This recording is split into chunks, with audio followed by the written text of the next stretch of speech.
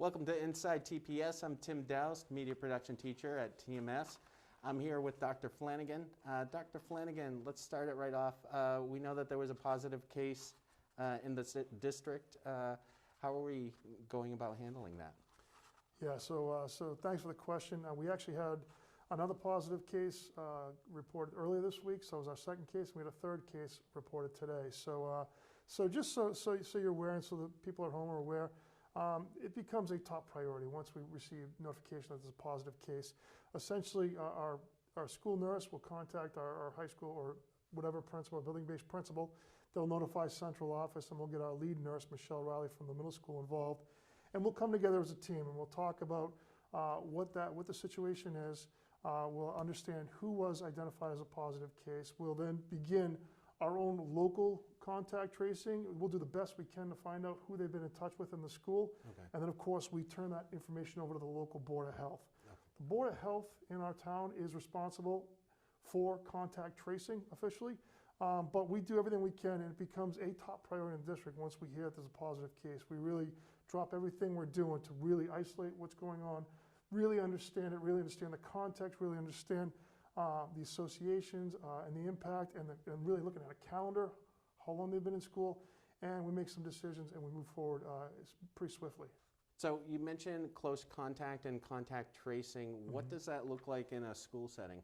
Yeah, so by definition, a close contact is someone who's been within 6 feet of someone, mask or without a mask. The mask is irrelevant at this point, within 6 feet for approximately 15 minutes, cumulatively 15 minutes in a school day. So it's important for us to understand that so that we can let the Board of Health know who was a potential close contact within the school district. As you know, our classrooms are all set up so that all of our desks are 6 feet apart.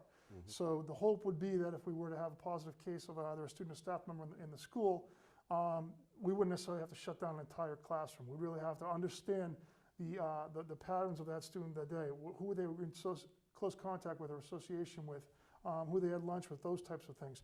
But even then, throughout the school day, as we look at our lunch and traveling in the hall and outside and take our mask breaks, we do the very best we can to ensure that the kids are 6 feet apart at all times so that we don't have these situations of close contact. So the schools are doing a very good job of reinforcing that with the kids to keep them apart, because we don't want to inadvertently have a student be considered a close contact and be put out of school for 14 days per CDC recommendations to have to quarantine. So I'm here with Michelle Riley, head nurse of the Tyngsboro Public Schools. Michelle, I spoke to the superintendent, and it sounds like we have our mitigation strategies in place, but what more could we be doing as a community? I know that the question about the types of masks have come up. Could you speak on that more? Sure, yes. I've been getting a lot of questions about the different types of masks and what maybe is maybe works better or is more preferred. So I thought I would just discuss the types of masks and the benefits of each mask so that people can make their own decision about what works for them.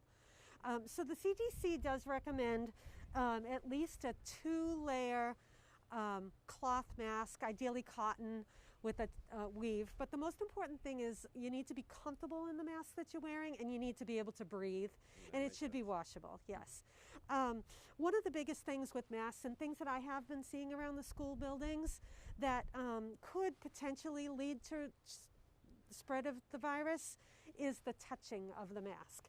So if the mask does not fit you well, and if you're constantly having to do this or do this, you're touching the front of your mask where potentially another person's droplets could have landed. So if you do find that you do touch your mask, the number one thing I recommend is wash your hands immediately. Be cognizant if you touch your mask. And make sure to wash your hands, because if the virus were to get on your hands and then you were to touch your eyes or your nose or your mouth, you could potentially become infected with the virus. And were there any examples of masks that you wanted to show and talk about? Sure, yeah. So this obviously is the cloth 2-ply. Mine actually is 3-ply. But there are other kinds of masks that people sometimes choose, and I just thought I'd explain them a little bit. So this is a cotton mask. It is multiple layers. It happens to be 2 layers, and then there's a filter pocket where I have inserted a 3rd layer. However, the difference with this mask versus the mask I'm wearing is it has this exhalation valve. This is called a valve mask. The difference with this mask versus this mask is, so the purpose why we wear masks in the community is my mask protects you and your mask protects me. That makes sense. That's how it works. But this mask only protects the wearer. Okay. This exhalation valve allows, if I were to be wearing this right now, allows my respirations to go out freely into the air. Another mask that's very popular are the gaiters. So this, I've seen a few of those. yeah. So these, well, they may be comfortable and they're light and they're definitely breathable. They're typically only 1 layer of fabric, so it's not that 2 layer that was discussed by the CDC. And also, as you can tell, it's pretty big. So depending upon the size of your body, you may have to adjust this quite a bit, and it may fall naturally on its own, and you may have to put it up. So there's several factors here that might make this not a good choice, and that might be, number 1, the fact that it's 1 layer, so it's thin, so the droplets could escape much easier, and also that, again, you might be touching it a lot more. So I just wanted to give those few facts about different types of masks to help people in their decision-making process and when they're choosing a mask to wear every day.